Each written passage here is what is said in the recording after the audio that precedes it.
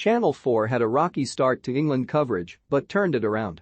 England's dismal start to their Nations League campaign against Hungary was beamed to the public via Channel 4 on Saturday night.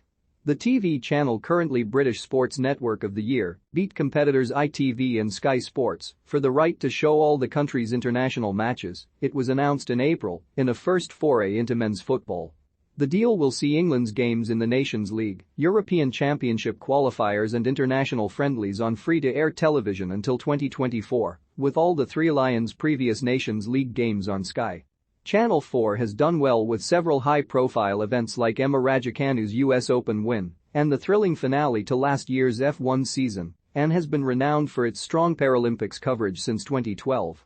And their coverage kicked off as Gareth Southgate's men were humbled 1-0 by the hosts at the Puskas Arena, with fans criticizing a bizarre segment discussing Southgate's clothes, but the channel winning praise for its insightful analysis. So below, Sportsmail has taken a look at the good, the bad, and the awful of C4's England coverage. That embarrassing Southgate segment, where else to start? Channel 4's coverage of their first ever England international was barely 5 minutes old when the awkwardness levels peaked as Gareth Southgate was asked about his choice of attire on this warm Budapest evening. The England manager's time is surely precious, particularly less than an hour before the team's opening Nations League fixture, so an opening gambit completely unrelated to the game was an odd choice at best. New campaign and I've seen you have appropriately come in new gear, presenter Jules Breach joked with Southgate. You've gone for a full navy outfit today. Southgate raised a wry smile but was a little unsure on quite how to respond. It's very hot, so I don't think the jacket will be staying on, but we are looking forward to the game, he replied, hoping that would be the end of the matter. It's a very different sort of atmosphere. It's been nice having all the school kids in. Breach was undeterred. She and the rest of the Channel 4 team were clearly intent on seeing this segment through as a photo montage of Southgate's various England outfits appeared on screen and the host asked if he would be bringing back the waistcoat, pullover or the polka dot tie.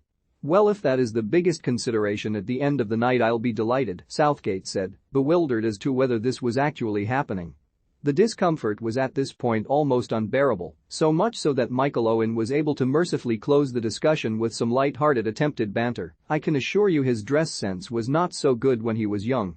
Fortunately, things got considerably better throughout the evening, in terms of the broadcaster's coverage at least, if not the team's performance. But they didn't take themselves too seriously, however. They gained some credit with their light-hearted and jovial style, providing a fresh contrast to the sometimes ultra-serious and po-faced Sky Sports coverage. Breach and pundits Michael Owen and Jordan Nobbs were happy to chat gaily and crack jokes, appearing more natural and less wooden as a result.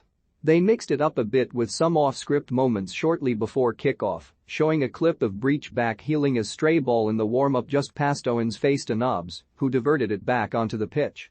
Ada Deppiton leading a trio of England stars through some Pictionary rounds was a recipe for laughter too, with Declan Rice, the dryly witty Bukayo Saka and wisecracking Jack Grealish clearly enjoying each other's company. Nice analysis from Nobbs and Owen, though not perhaps generally considered the A-team of hard-hitting pundits. Owen and Nobbs put in a solid enough performance. The pair did some good basic analysis of Declan Rice's driving runs forward from deep in the West Ham midfield, using some Premier League clips to clearly show him and the meters he runs, followed by a brief descriptive analysis of Jude Bellingham. Owen, though not always the most charismatic or captivating, provided an interesting insight into fellow striker Harry Kane's attempted chipped finish over Peter Gulaxy too, the kind of shot he would have tried in his own stellar career. Meanwhile, Nobbs, who will miss England's home European Championships this summer, showed she has a future in television like her distinguished former teammates Alex Scott, Eni Aluko and Rachel Brown-Finnis. Rob Green impressed as co-commentator. Former England goalkeeper Rob Green's specific and detailed analysis on stopper Jordan Pickford was also good. It is unusual to hear a keeper discussing a keeper, rather than an outfield player pretending they know what the position is like. The quick pre-match chat from the commentary box provided an interesting visual counterpoint to the usual pitchside or studio conversations too. Although Green may not want to hear back a clip released on social media of him possibly mispronouncing Liverpool right-back Trent Alexander-Arnold's name as Alexander, a strong stance on racism as you might expect given the history of problems in Hungary, the C4 team was also well prepared for a response to the home crowd's audible booing of the England team taking the knee in an anti-racism gesture. swiftly asking governing body UEFA, manager Southgate and player Conor Coady for their thoughts on the unacceptable actions rightfully showed a clear and robust stance on the matter.